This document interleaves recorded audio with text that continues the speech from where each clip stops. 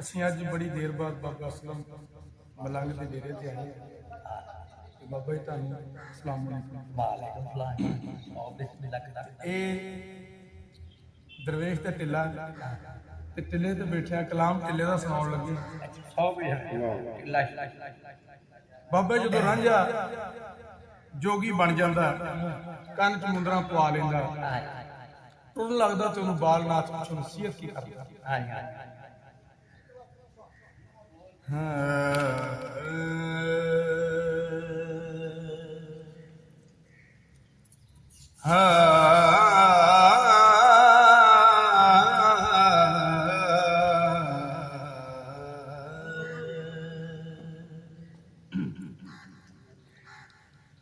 खा रिज़्क हलाल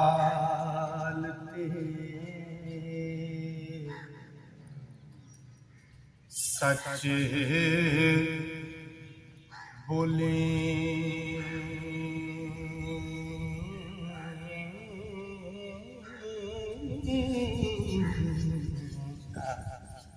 छड़ नहीं तू यारियां ओए चोरियां ओए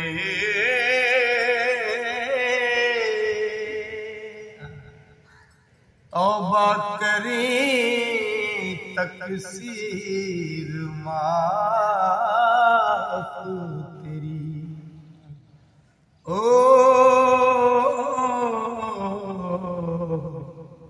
जिवें पिछलियां सफा नगोरी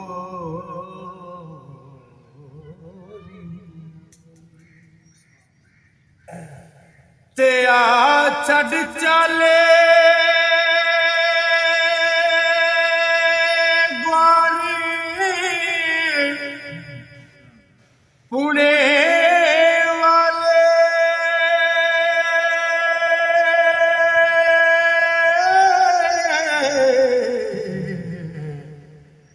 चुन्नी पाड़ के कीतियां है मोरियां वे पिछा छड़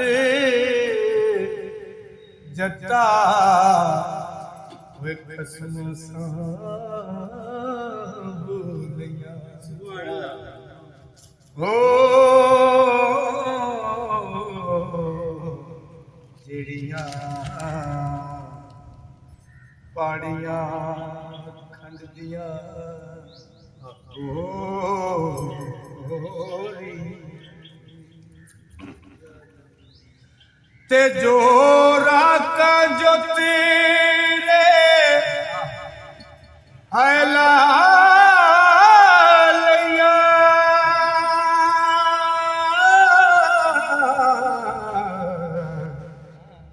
ਜਿਹੜੀਆਂ ਅਰਲੀਆਂ ਪਟਨੀਆਂ ਹੈ ਤੋੜੀਆਂ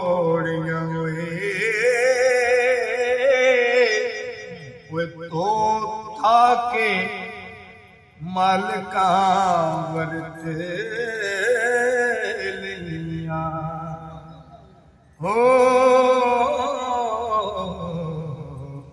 ਜਿਹੜੀਆਂ ਚਾਟੀਆਂ ਕੀਤੀਆਂ ਖੋਰੀ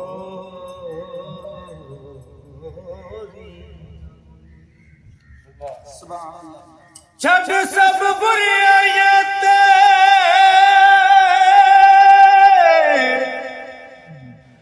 ਪਾਕ ਹੋ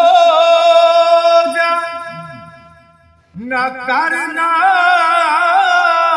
जगत दे जोरियां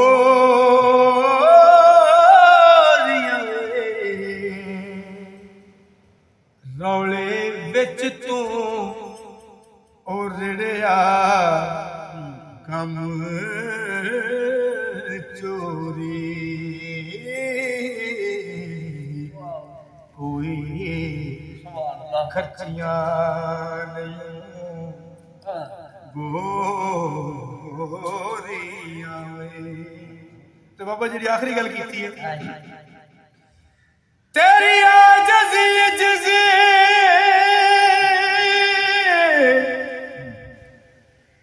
ਮੈਂ ਮਨਜ਼ੂਰ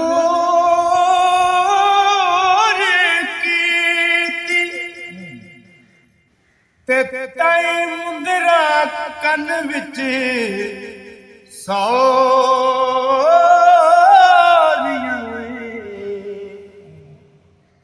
ਤੇ ਵਾਰਿਸ ਸ਼ਾਨਾ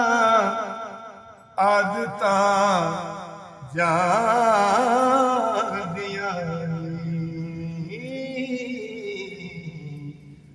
ਆਵੇਂ ਕੱਟੀਏ ਪੋਰੀਆਂ